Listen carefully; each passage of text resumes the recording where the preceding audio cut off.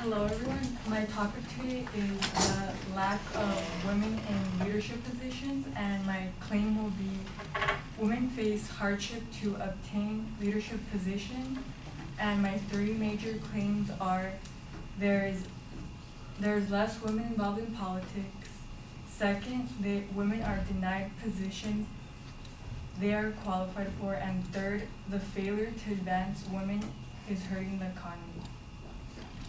A little bit of background on this issue is the U.S. compared to other wealthy countries such as Belgium, Spain, Netherlands, and Germany have lower rates of women involved in politics, and there's 60 other countries that have had women presidents before the U.S.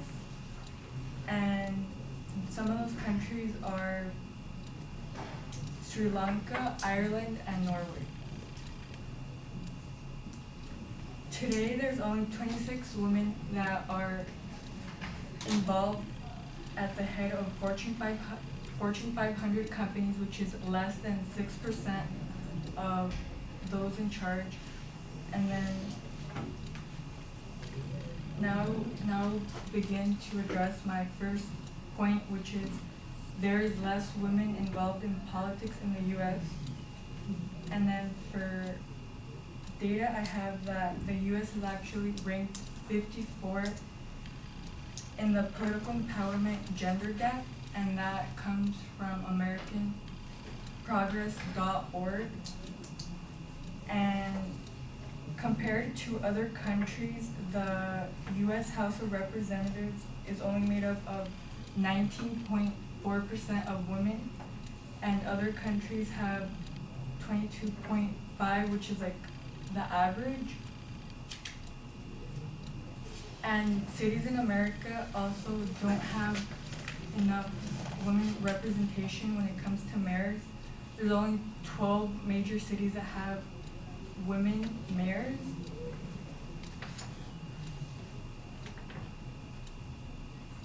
And then for different jobs in the government, there's only 19.4% in the Congress and 12% in the governors.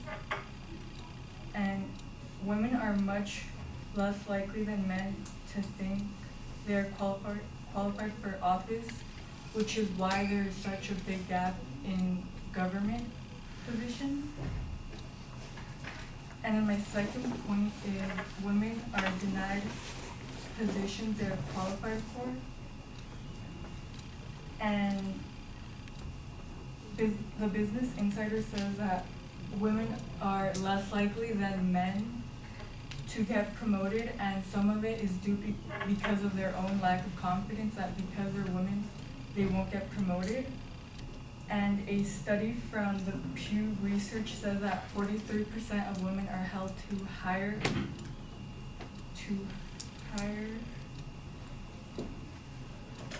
standards in comparison to men. And although women face more difficulty when it comes to getting promoted, it is not impossible. Some of the reasons why advancing women is hurting the economy is primarily because there has been a decrease in the amount of women that have decided to leave their jobs because the maternity leave in the U.S. is very small compared to other countries, which is only 12 weeks. And that has led women to just leave behind their job because it has affected their role as mothers. And then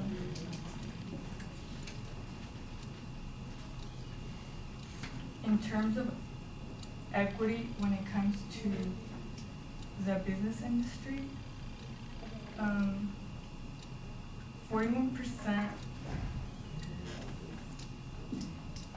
of 56% in terms of operating results, and there's only 67 female CEOs.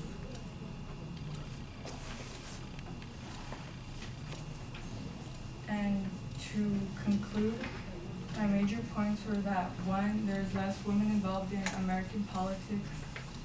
2, women are denied positions that they're qualified for. And 3, that the failure of women advancing in jobs is hurting the economy.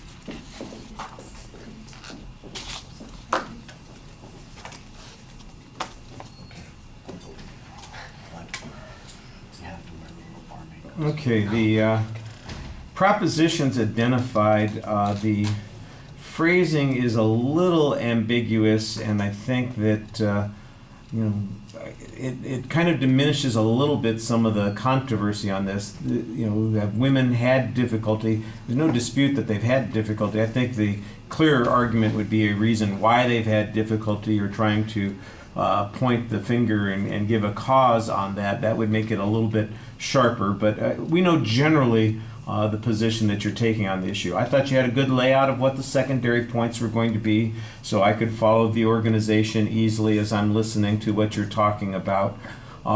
It got a little bit confusing because you started presenting some information after the proposition, before you got into the body of the speech, and it sounded like you had already started your argument here, and then it turns out that it's really kind of backup information. So maybe that should be your introductory material, your attention device, for example, and then present the claim. And then when you get to the supporting point, it'll be a little bit clearer how that fits in there.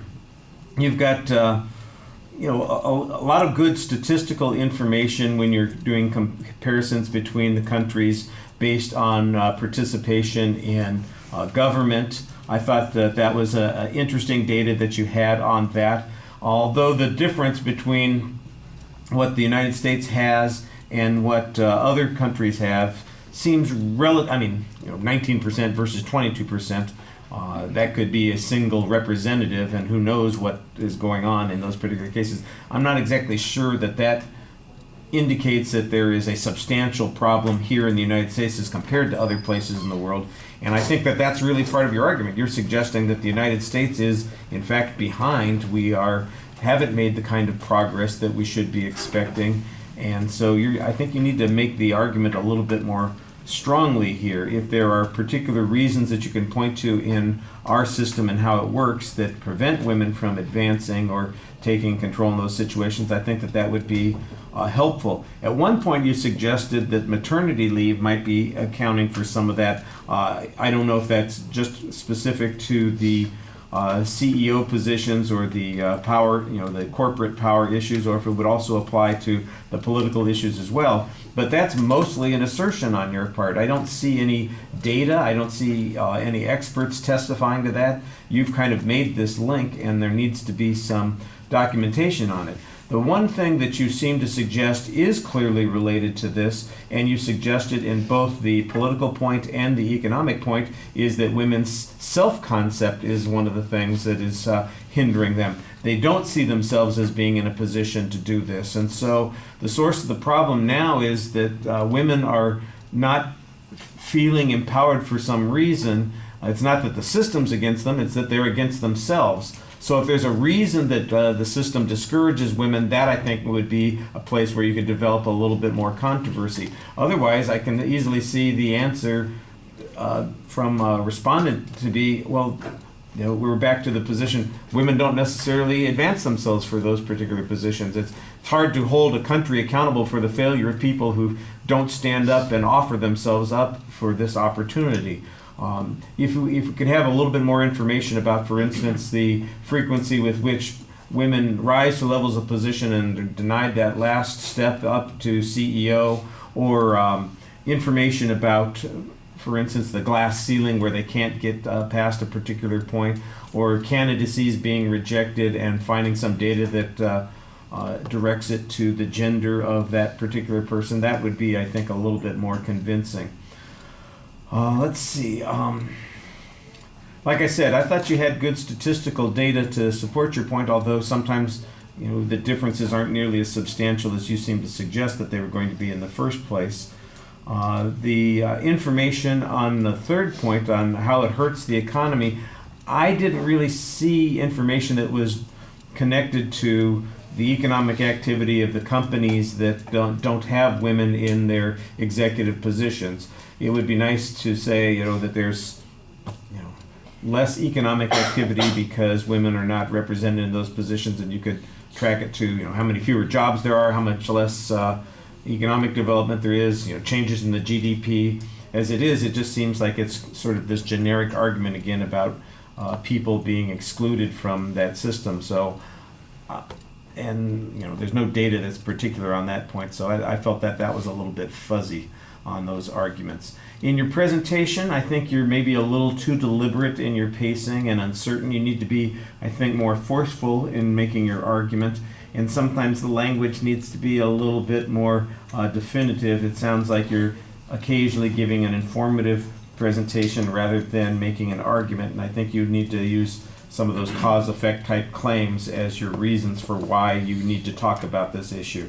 I thought you had a good summary that reminded us of what the structure was, and that often helps reinforce your point as you're finishing, so that even if stuff was fuzzy in the middle, when we get that exit, we can remember what the point was that you were trying to make. All right, thank you.